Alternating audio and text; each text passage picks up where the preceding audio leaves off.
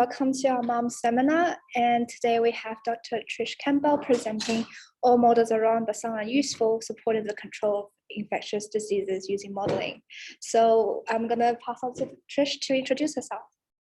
Okay, so I'll just share my screen and hopefully this will work because it's a Mac and doesn't necessarily do what I want. So new slideshow. So go back to the first slide. So can everybody see that? Some hands up. You can see it. I can see it up there. Excellent. It's working. That's great. So I'll probably be a little bit chained to the bench because I need to be able to advance the slides and I didn't bring my clicker. So today I'm going to be talking about some, just give you a basic introduction to infectious disease models, why we model, and then give you a case study on some work that we've done modelling COVID-19 in the Pacific last year. So I'd like to start by acknowledging the traditional owners, the custodians of the land on which we meet today, the Wurundjeri people of the Kulin Nation, and pay my respects to their elders past, present and emerging. And while we're on acknowledgements, I'll acknowledge the people whose work has gone into this presentation as well. So the presentation is made up of some material that comes from teaching that I've done and other presentations that I've shared with other people, and the modelling work that we've done that's been a collaborative effort across a few different groups of the university. So I'll just acknowledge all of those people. It's a huge body of work that people have done and it involves a lot of people. So I'm going to just give you a basic introduction to infectious diseases, why we actually want to build models. So although hopefully now you've maybe got an appreciation of that anyway. And then how we get from modelling people, like people in a population, to actually modelling diseases in a population and disease spread. So mathematical models, and then give a case study. And if I have time, I'll touch on individual-based models as well. I didn't have time last time I delivered this, so we'll see how we go. So why do we want to model infectious diseases? Over history, there's been a lot of different examples of why we need to understand how diseases spread in populations. So this picture here is the Spanish flu, which, you know, ironically, we celebrated its 100th anniversary in 2018, not expecting that 2 years later we'd be in virtually the same position. So Spanish flu, one thing really big. Polio. So polio was a major disease before vaccines were introduced. And so we want to understand how vaccines are going to actually work. So that's another reason. Swine flu, probably so that we could tell children not to go and let them kiss pigs or anything like that. I can't believe anybody would let their child do that, but maybe they didn't have a choice. So swine flu, our last pandemic in 2009. But these are diseases like pandemics that come and go, hopefully. There's other diseases, our vector-borne diseases like malaria and dengue that are around all the time, and we need to understand how we can better control those diseases as well. Measles. So measles in a country like Australia, we hardly ever see any measles cases because we have a good vaccination program, we have high vaccination coverage rates. But measles is still a killer around the world. This particular case, outbreak in the Congo, 6,000 people died from measles. So it's still a disease that kills people. So we still need to study it and we need to understand what we can do to control it. And of course, I'm sure you'll recognise this picture of coronavirus and flattening the curves. So these types of pictures really came into prominence last year when we spoke about what we needed to do to be able to control the pandemic to such an extent that our health facilities wouldn't be overrun. So these are all really good reasons that we might want to build models. But when we build a model, we don't just build a model of a specific disease, we build a model to answer a research question. So models are very specific to research questions. We need to decide what we put in the model based on what we want to get out of the model. So for example, I've just got a few examples here of research questions that we might want to know. So we can use models to explain what's happening, how a disease is being transmitted through a population, or predict what's going to happen. So this plot here is a plot of Spanish influenza back in 1918. And we saw with Spanish influenza, there were 3 disease peaks, but no more. There were only 3 disease peaks. So there've been modelers trying to model a system that can produce only 3 peaks and no more for quite some time. It's quite challenging. If you build mechanisms in that can produce that, they just keep producing peaks. We might want to know whether we're going to see the same thing with COVID. When I first delivered this presentation, middle of last year, we were in the middle of our second wave. Now it certainly looks like that third wave, the timing is certainly not going to be the same as influenza, but that's because we still have a whole heap of controls around. We have our borders closed and things like that. But what would happen, for example, if we lifted all of those restrictions? Would we see what we see with influenza? So that can tell us how effective some of our interventions can be, are being. So that's one question. One of the things that models are often used for with relation to vaccine preventable diseases is to work out what proportion of the population we need to vaccinate in order to control an infectious disease. So here, this plot here shows measles in the United States from 1950 to 2001. And measles prior to vaccination used to be a rite of passage for children. Everybody would catch measles, essentially. And then a vaccine was introduced and cases plummeted because the measles vaccine is a very effective vaccine and we were able to achieve high coverage. So that wiped out measles. If I was to show you a similar plot from the UK, you would see that towards the end of the 1970s, they stopped vaccinating against measles. Lots of people stopped taking the measles vaccine and we start to see a resurgence. So working out how many people we need to vaccinate in order to control a disease is a very common research question that we'll try to answer with a model. With influenza, when we have a pandemic, so with swine flu, closing schools was a really effective intervention for stopping the spread of swine flu.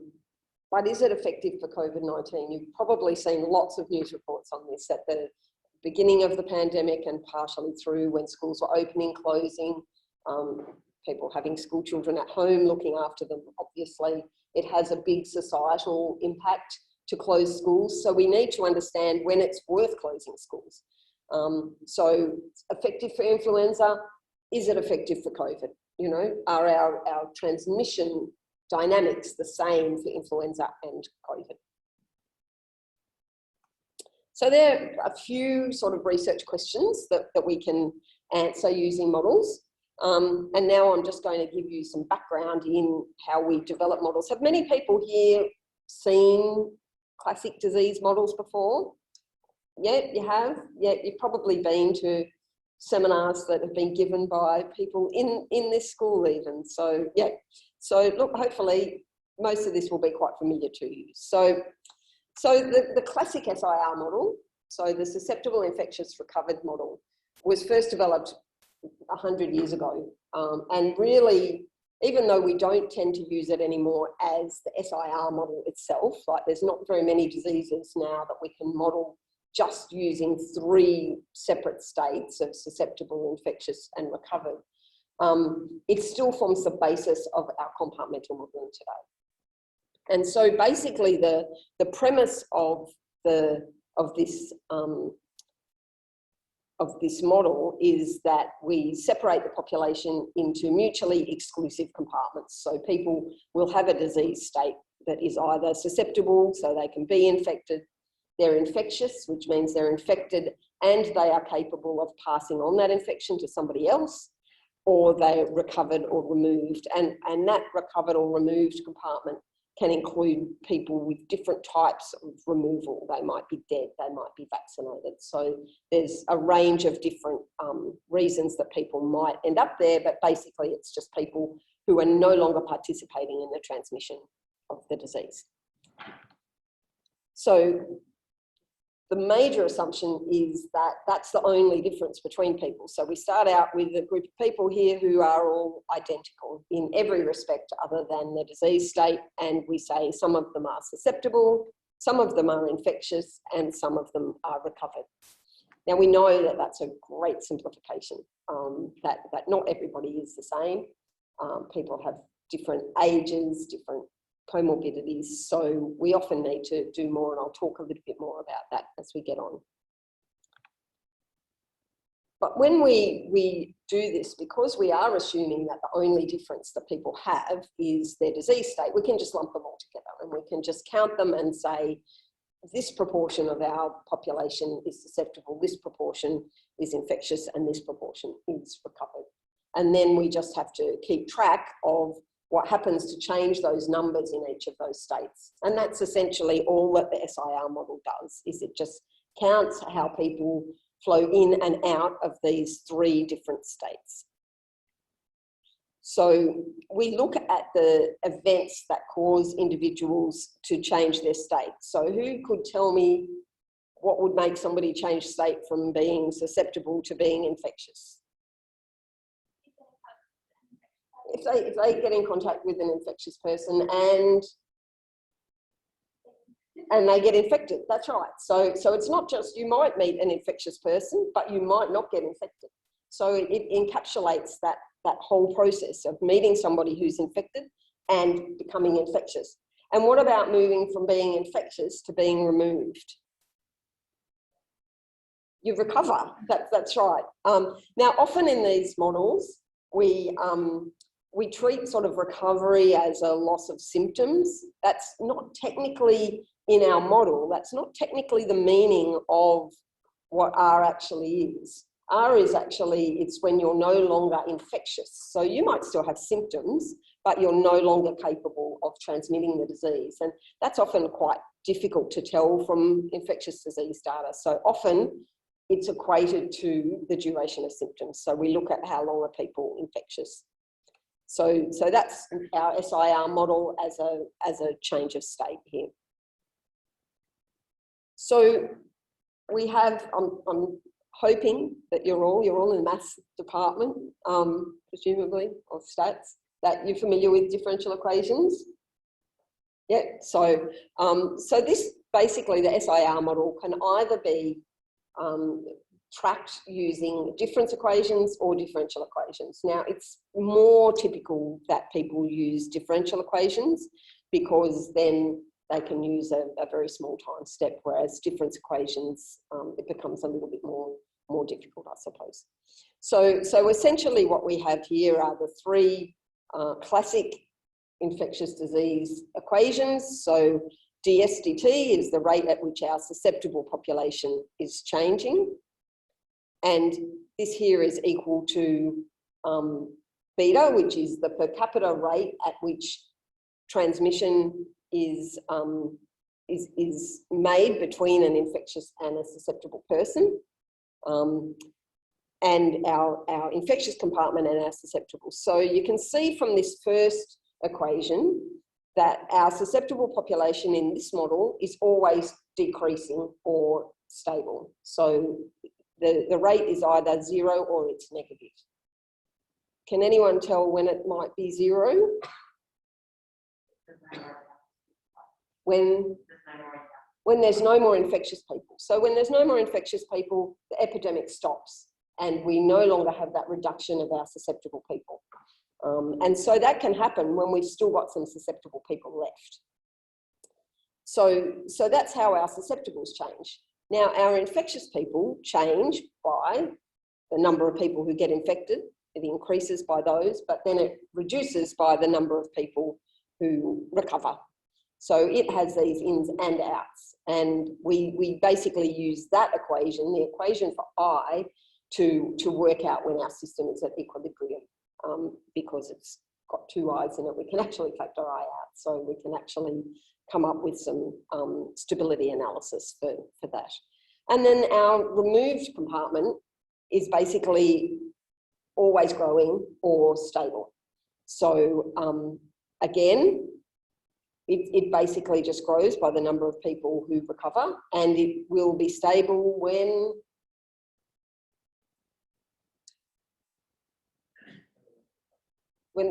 there's no more infectious people, because the rate here is in the third equation is dependent on I. So once we run out of infectious people, there's no one to recover. Everybody's recovered. So everybody who got infected has recovered, and so our rate is then stable. So one of the things about infectious diseases, even though these are simple equations, they are non-linear and they provide some very interesting dynamics. It also means there's no closed form solutions for these equations. So we often have to rely on numerical techniques to actually solve them. So when we want to actually make a model that is capable of answering a research question, so particularly a policy-driven research question where we want to answer for our health department, for example, how many people should we vaccinate? What ages should we target? Is there a particular age that we should vaccinate? We need to add a whole range of different characteristics to our model, and some of these might include things like age or gender. So gender tends to be important for sexually transmitted diseases. We might need to take into account comorbidities that people have. So what are the other conditions that people have that might make them more susceptible to disease? Risk behaviours. Now that sounds like it's a bad thing. It doesn't necessarily have to be a risk behaviour. It might just be, for example, we want to model healthcare workers separately because they might be at higher risk of acquiring an infection. So they've got greater susceptibility. Our infectious people, we often need to consider people who aren't going to display any symptoms, because if we're targeting interventions towards people who have symptoms and there's a whole group that we can't find, we need to know about those people and how they're contributing to the spread of disease in the population. So there's a range of different things that we need to consider with infectious people. And then even our recovered people, often for diseases, natural immunity and vaccine-acquired immunity are different. So one might give you lifetime immunity and one might give you shorter-term immunity. So we often need to keep track of what type of immunity people actually have. And the way that we do that in this compartmental model is we take each of our compartments and we just stratify it into different groups. So if we wanted to add age, for example, we would take our S compartment and we would break it into the age groups that we wanted. So often we might use 5-year age groups. So we might end up with, 20 age groups, between 16 and 20 different age groups. And we do that for each of the compartments. So you can see we've gone immediately from having a 3-compartment model to having a 60-compartment model just by adding age. So then if you wanted to add something else, it just starts becoming quite unwieldy to use these models. So we will stratify by 1 or maybe 2 things, but we don't tend to stratify by all of these all at once. If we need to take track of all of that sort of information, we'll use a different type of model. Does anyone have any questions so far? No? If it's familiar, you probably all with it. Fussy. So vaccination, a really simple way of applying vaccination to these models is just to move everybody who gets vaccinated straight from the S compartment to the R compartment. That's not always the way that vaccinations work. So basically that construct that I've put up there at the moment is assuming that everybody that gets vaccinated is effectively protected against disease. So vaccines sometimes work like that. Sometimes they protect everybody a little bit, and sometimes like this, they protect everybody completely, or some of the people completely. We could take into account there, for example, maybe 50% of people are protected, but they're fully protected, and the 50% who aren't protected have no protection at all. So there's different ways that we can incorporate vaccination, and that's one of the most simple ways. So the basic reproduction number, who's heard of this? Most people, yes, everyone's heard this. It's like, this will be revision for you, really. So The important thing with the basic reproduction number is that it's the number of secondary cases in a completely susceptible population. So it's really only valid at the point at which a pathogen is first introduced into a population. So after that, we talk about the reproduction number, or the effective reproduction number, not the basic reproduction number. So you can see from the diagram on the left, here we have a basic reproduction number, R0, that's greater than 1. And so that disease is taking off in the population. And on the right-hand side, we have a basic reproduction number that's less than 1, and that disease is not taking off. So 1 is a threshold for the basic reproduction number, and the simplest way to explain that is basically that if you infect less than 1 person, then when you recover, there are fewer people who are infectious in the population. Whereas if it's more, when you recover, there's still more people infected in the population than there was before.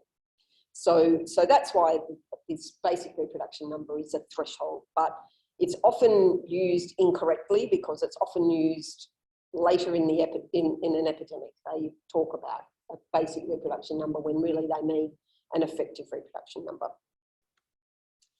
So if we want to vaccinate people, here again, the plot on the left is exactly the same as the one that was on the left before. So it's a basic reproduction number of greater than 1. So the disease is going to spread through a population if there is no controls put in place. But if we now vaccinate people, we can see that, maybe move the mouse here a little bit.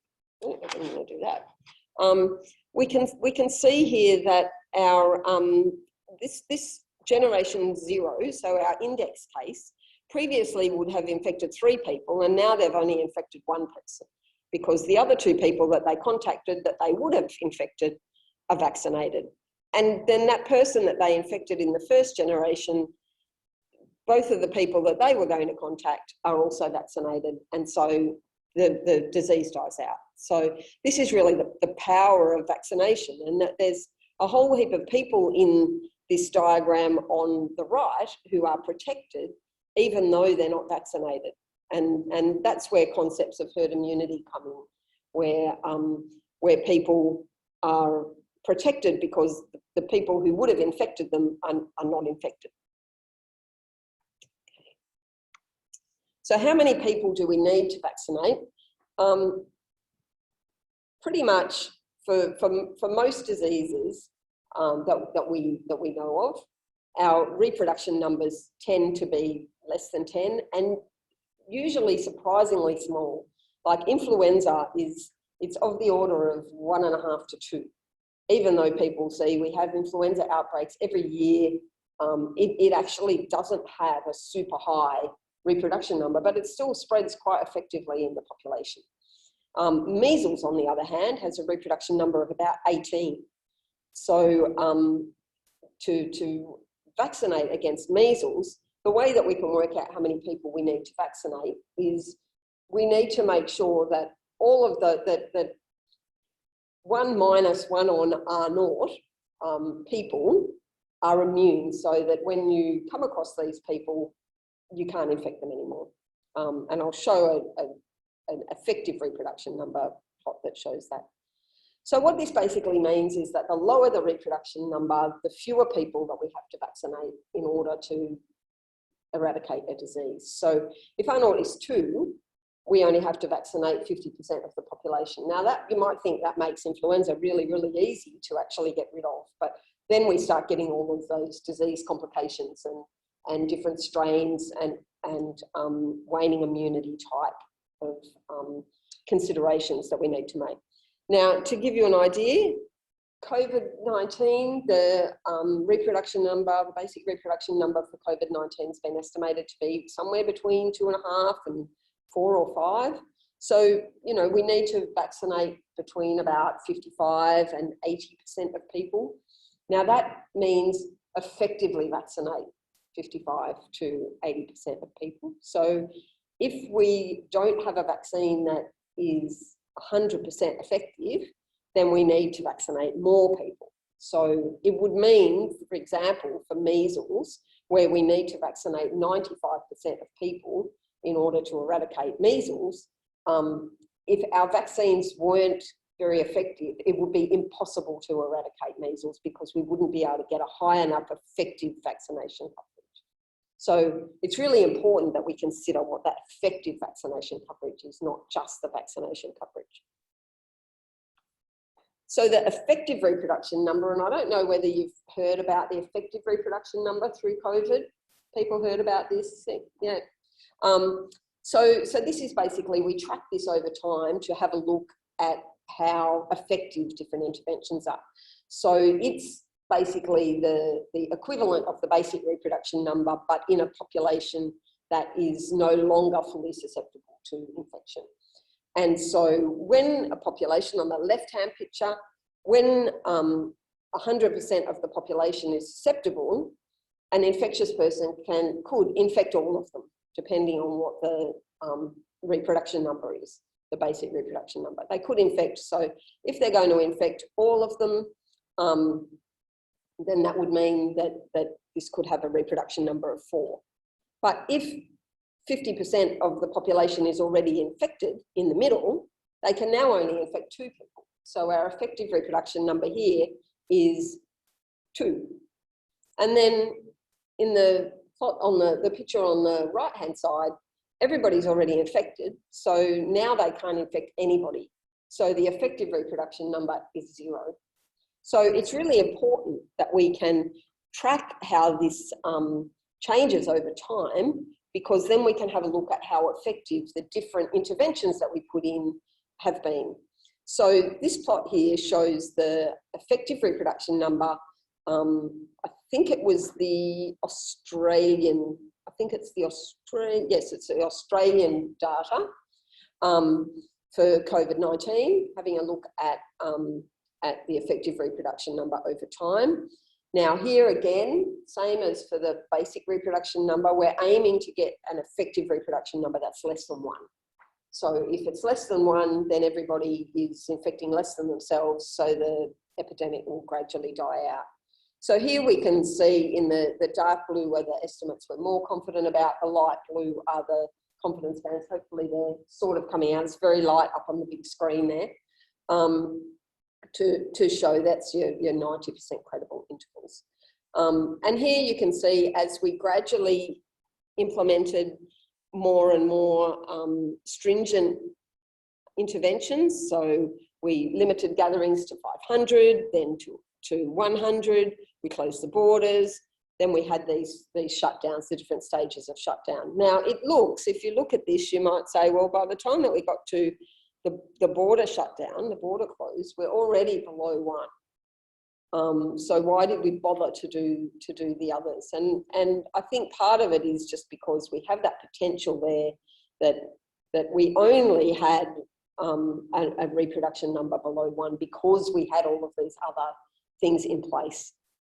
So it's important to actually, it's hard to unpick sometimes what the effect of an individual intervention is without actually doing a complete transmission model and actually being able to pull it apart as to which particular intervention had what effect. So that's essentially just, infectious disease 101, which it seems like you already pretty much knew. So does anyone have any questions before I move on to the case study? And including Zoom people, if you have any questions. No, no one has questions. Okay, so for the case study, I need to talk in relatively general terms. We don't have permission to publish this information yet. It details some modelling that we've done for Pacific Island countries, which you might be aware have actually, to this point, been relatively unscathed by COVID-19, but we are now starting to see some of those countries have had some incursions. So this was work that we did in the middle of last year, and we've kept going. So some of these countries that have now had local transmission, we've kept modelling with them. So the aim of this work was basically to simulate for these countries what would happen if COVID came into their country. So we assumed that it had been successfully imported. So we didn't model the risk of it being imported. We said, what happens if it gets there? And one of the things that we aim to do is to compare what the likely clinical requirements were going to be compared to what capacity they actually have to meet those clinical requirements, which, as you can imagine, in some of these Pacific Island countries, their capacity to deal with large volumes of critically ill patients is very, very limited. So what we have is a mix of urban and rural populations, some of them quite disconnected. I learned a lot by doing this project about geography of Pacific Island countries that I had no idea about. Had no idea they were so mountainous. Like, some of them are exceptionally mountainous, that really just separates islands into completely separate populations that have hardly any contact with each other. The populations in most of these countries are super young. So more than 50% of the population is under 20 years of age. And that might be a good thing for COVID, given that what we've seen in other countries is that young people tend to be less affected than older people. So that might be something that's helping. The geography, that connectedness of populations, meant that we needed to really model individual populations. So if we were modelling a country, for example, we modelled an exemplar population in that country. So we might model the capital city, or we might model a rural isolated setting. And partly because of this geography, and also partly because of the lack of resources, there doesn't necessarily tend to be a lot of sharing of the health resources across different settings. So you won't necessarily have rural patients coming into an urban setting. So that's certainly something that we had to take into account. What actually was the capacity in rural settings particularly was often nothing.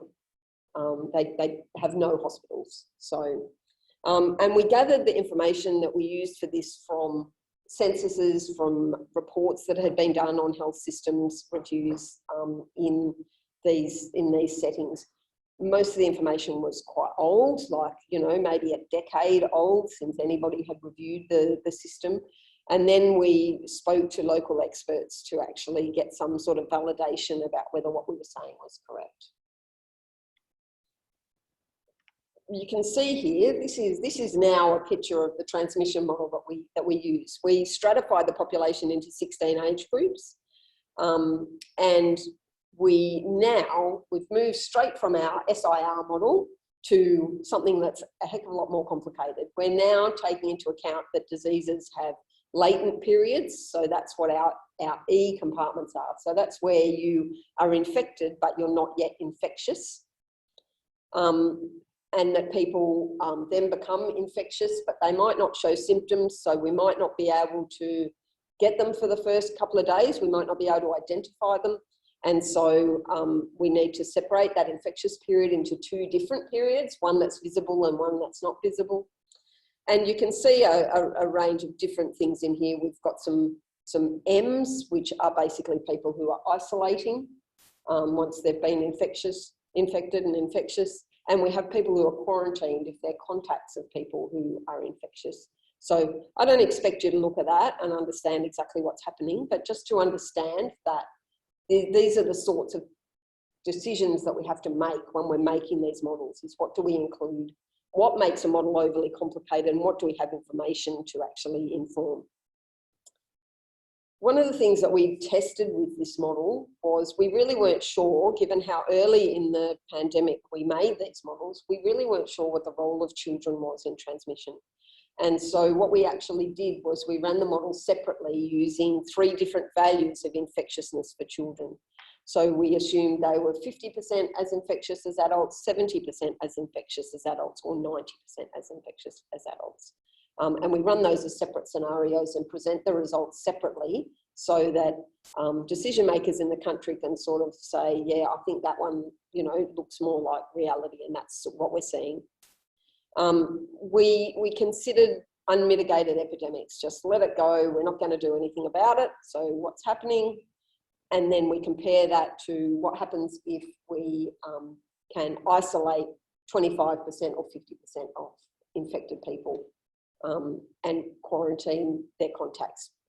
Now, the advice that we actually got from the countries is that the capacity to be able to implement isolation or quarantine with 25% or 50% effectiveness is, it's probably not realistic. They're very low socioeconomic groups, so if they don't work, they don't have any money to have any food. So it's just not going to be possible for them to do that. So these were very optimistic figures that we did. We also allowed for a lower basic reproduction number in rural settings to reflect the fact that people don't come into contact with each other as often. We use published models of contact. We need to, once we have an age stratified model like this, where we have 16 age groups, we need to say, for example, how often a 5-year-old is going to meet a 60-year-old. And we encapsulate that in these matrices, and hopefully it's very pale on that screen up there. But basically what this shows, the dark lines along the diagonal are basically reflect the fact that the mixing with people of your own age is the most common type of mixing that people have. And really a university is pretty reflective of that. You know, lots of people at uni are of very similar age, but then you'll have some outliers.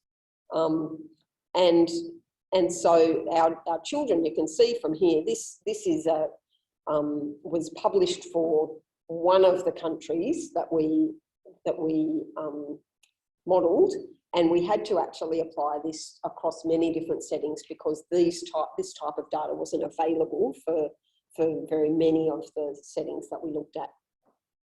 So that's what this captures, and the darker squares along that diagonal for the under 20-year-olds, so those first 4, reflect the fact that children generally mix more than adults. Okay, and these are just some examples. So on the left-hand side, what we have are some examples of an urban setting where we have simulated the epidemic in an urban setting. At the top, where we assume 90% child infectiousness, and then 70% in the middle and 50% at the bottom. So you can see the impact. What we've got is on the y-axis is the daily number of presentations, and time is on the x-axis. And you can see here that the blue is the 95th centile, the red is the median. So just focus, I guess, on the median for now. And you can see as we reduce that infectiousness, our number of daily cases reduces in our urban setting. And then in the rural setting, similar thing, but by the time we get to 50% infectiousness of children in rural settings, because we used a lower reproduction number, we basically couldn't generate an epidemic there. So it seemed either that if COVID gets into these rural settings, then everything's going to be fine, which would be what we would hope would happen, or that there's something that is not quite right in the model that we need to adjust. So that's what that looks like. We then apply what we get from that, so the daily presentations over a period of time, and we run that through it's an arithmetic model. So it's a complicated model in terms of the pathways that people might go through to receive medical care, but it's actually very, very simple mathematics. It's basically just splitting people into, are you infected or are you not infected? Are you going to go to the doctor or are you going to go to the emergency department? If you go to the emergency department, do you need a bed? Do they have a bed? Are you going to be given a bed? Do you need ICU care? So these are all the sorts of questions that we divide those daily presentations into to work out what their need every day for beds in ICU, for example, might be, or for ward beds, or how many emergency department appointments do they need to be able to provide. And we can then basically report for them on what percentage of the need are they potentially going to be able to meet. Now, again, this was based on publicly available healthcare structure, which is very limited for some of these settings. So,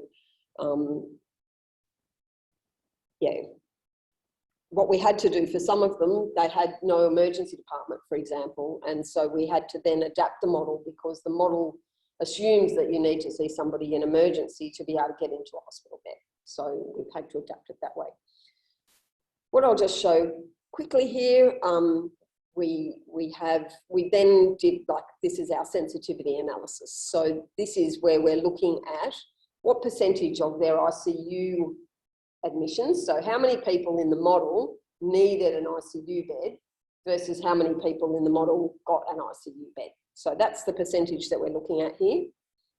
And on the x-axis here, we've got 3 interventions. On the left, we have no intervention. So we didn't do anything. We just let the epidemic just run its course. In the middle is where we applied 25% effective isolation and quarantine. And on the right-hand side, 50% isolation and quarantine. And the different colours represent those different levels of child infectiousness that we had. So the 50%, the 70% and the 90%. Now you can see on the left-hand side, when there's no intervention, again, as the infectiousness of children increases, our ability to meet the need of our ICU, which was already pretty low, it was already only sitting at about 20%, it's reduced even further if children are more infectious. Not really that much difference, even if they were able to implement 25% effective isolation and quarantine, and a bit of difference if they get up to 50%. Now, some of this will be driven by the fact that their capacity was very, very low. They might have 1 or none ICU beds. So your chance of being able to meet ICU requirements is virtually nil anyway.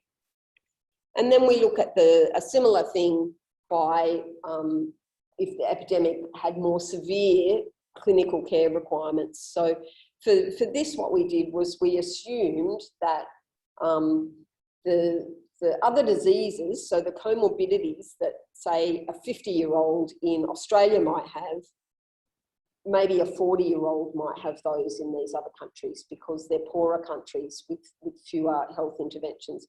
And then another even more extreme, that a 30-year-old has the health status of a 50-year-old in Australia. So we're basically talking about it affecting younger age groups in these populations purely and simply because they're not as healthy as people in higher income countries. And so again, and this we fixed the child infectiousness at 70%.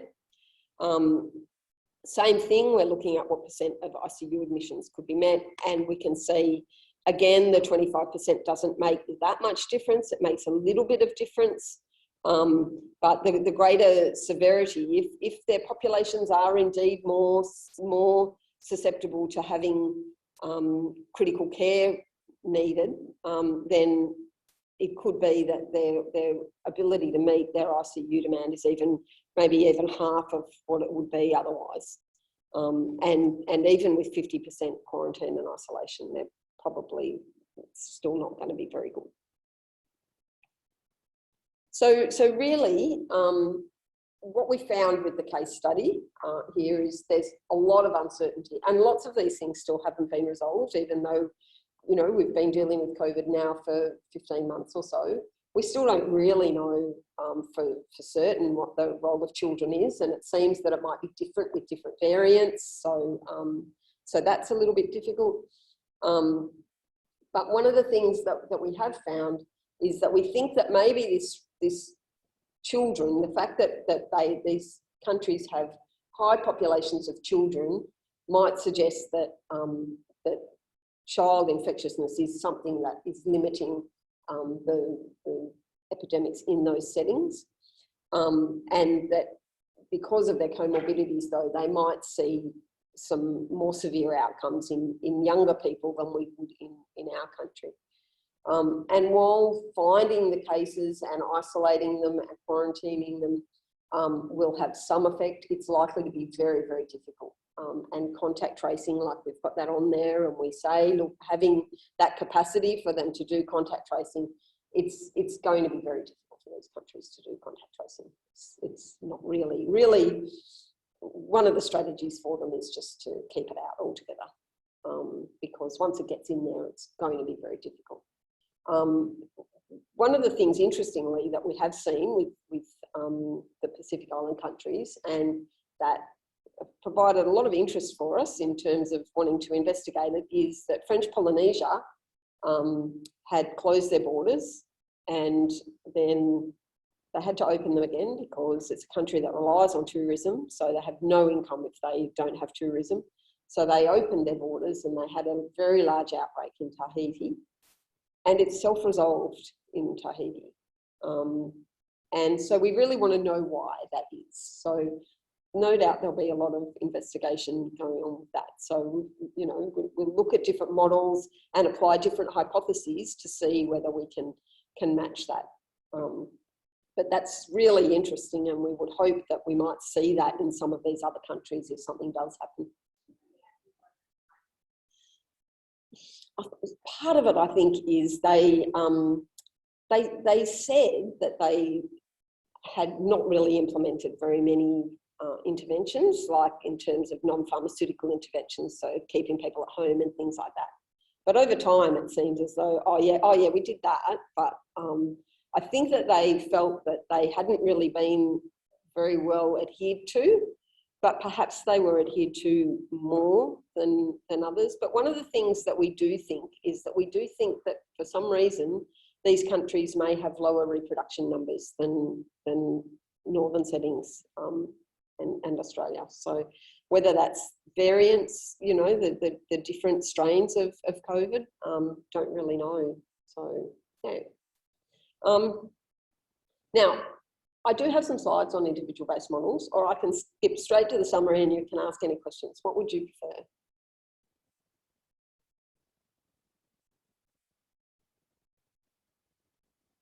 No preference? Who's got a question? You have a question. Okay, so we can, yeah.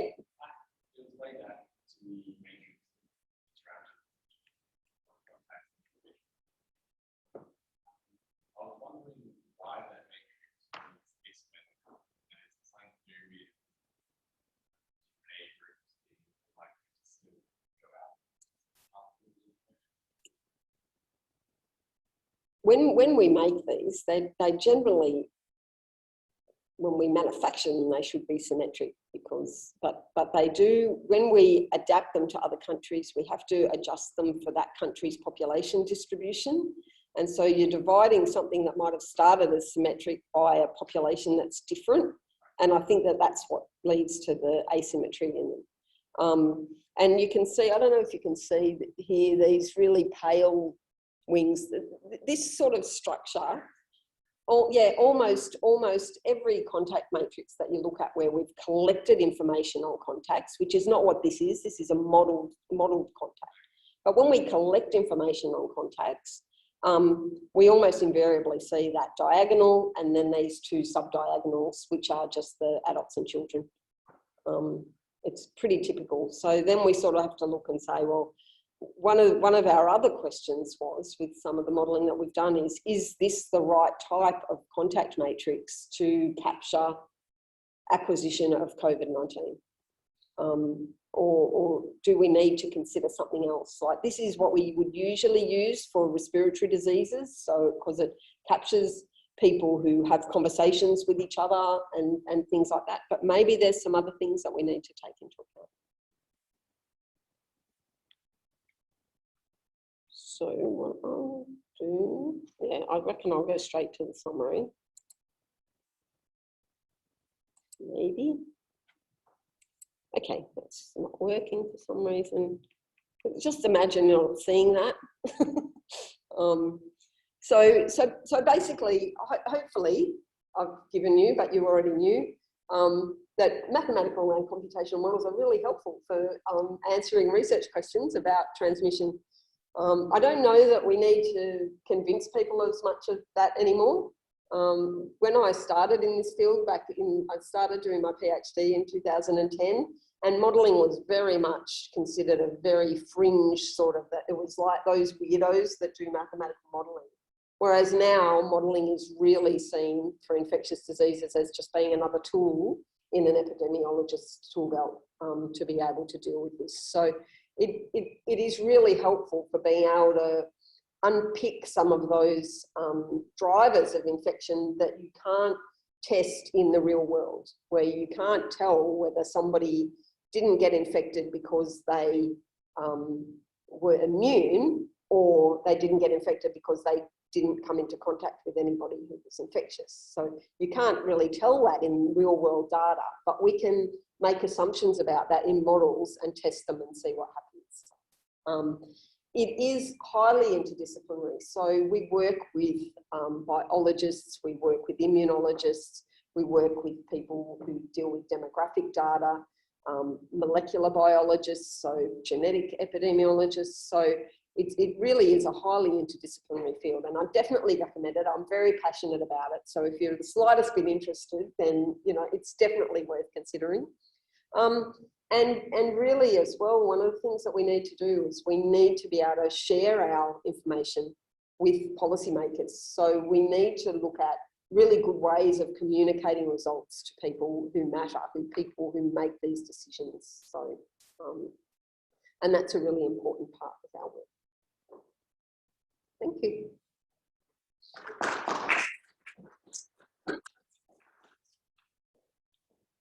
So much, Trish, for that very insightful presentation. I feel like I really learned a lot about modeling that I didn't know about before.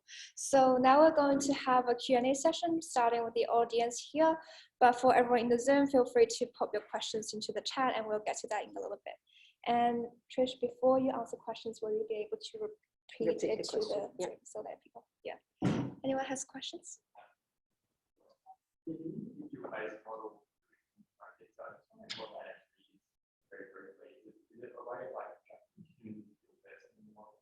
So the question is, what is the difference in an individual-based model? Does it track an individual person? So yes, it does. So I'll just show you this slide. So instead of where before with the SIR model, we grouped everybody because they're all the same, now we're saying everybody's different, so we just leave them as people. And we just track the infection status of different people. And we can add all sorts of things. We can add infection status, as we would for a compartmental model, but we can add age and sex. So here, larger is older, circle, square, we can add that.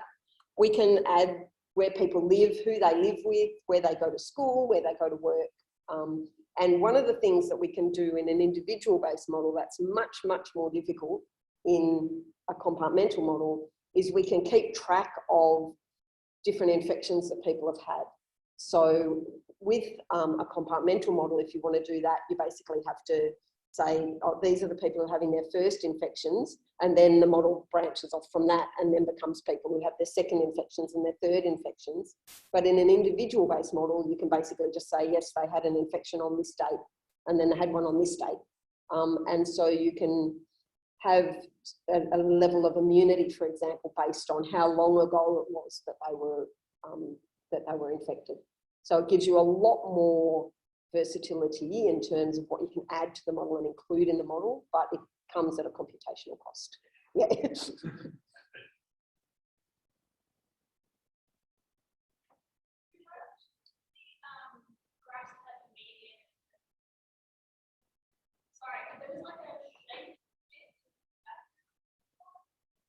So,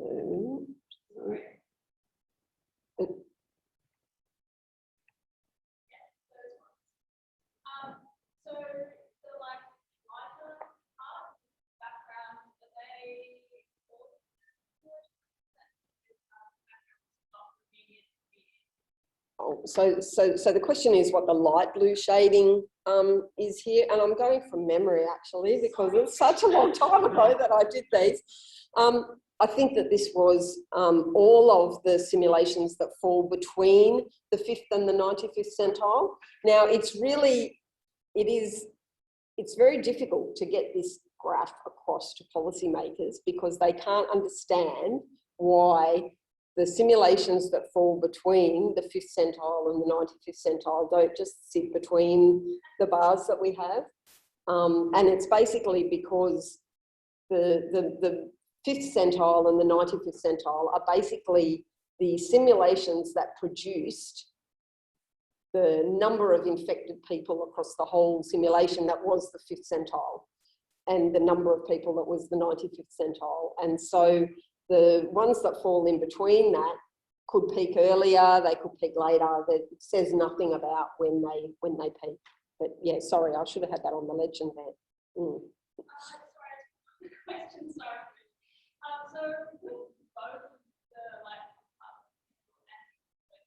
I guess there's a lot of parameters there. How will you estimate? So the question is about how we estimate parameter values, given that we need a lot of parameters for these models. Obviously, the SIR model, we don't need very many parameters, so that'd be great if we would have that model. But once we start seeing what we saw for that one, for example, we start having a lot of parameters. Now, for these particular models that we did, because they aren't trying to fit to data at all, they are basically scenario modelling. What we do is we talk to experts about how likely is it that you're going to be able to identify somebody and we'll be able to quarantine them? You know, what rules are you going to put in place that we're going to have to do that? So that's what we do for this type of modelling, where it's scenario modelling. We're not trying to fit it to anything, but often we are trying to fit. So we will actually use some Markov chain modelling to actually match to data, or I've used, and I'm much fonder of, using less stringent methods. I tend not to try to fit to a time series of data because I don't trust them. I feel that data that we get on time series of cases has just so much noise in it. I prefer to fit to the major characteristics of that. So I tend to use things like Latin hypercube sampling to generate a whole heap of simulations, and then I keep the ones that produce the main characteristics of the data that we have.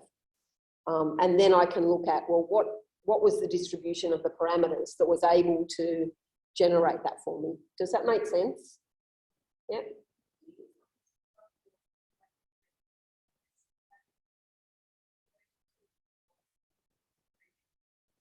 So the question is, do we use something similar for estimating the asymptomatic proportion, or do we go off previous estimates?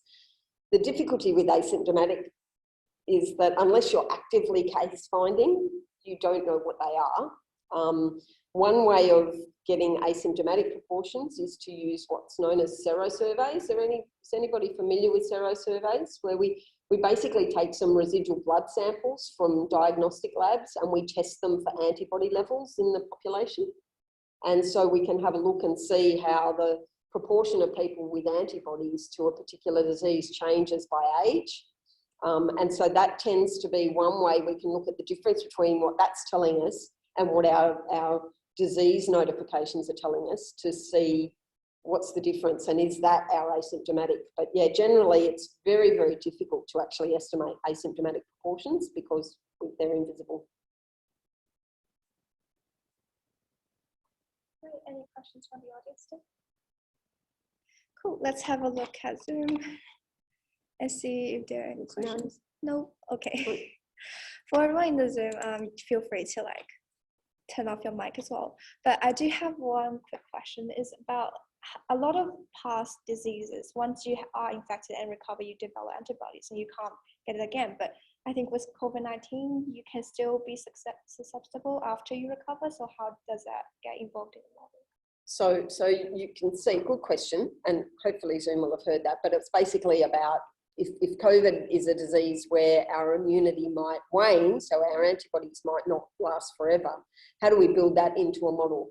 Well, you can see from the model that I've got up on the screen here, this is basically just an expanded SIR model. So we still assume in this model that everybody, once they're recovered, remains recovered and immune forever. If we want to, in a very crude way, capture that that's not always the case, we would have another arrow that goes from R back to S, and these people replenish our supply of susceptible people. And that's what happens when we do that, we can end up with an endemic disease, so a disease that's in the population all the time. But diseases need that replenishment of susceptibles, either through waning immunity or from births, like new people being born who are susceptible, to be able to stay in a population. Any more questions? If not, thank you so much, Trish, for coming to present to us again, and we're going to end the seminar here. Thanks for the invitation. Thank you. Oh wait, we have someone in the chat. Thank you, Trish.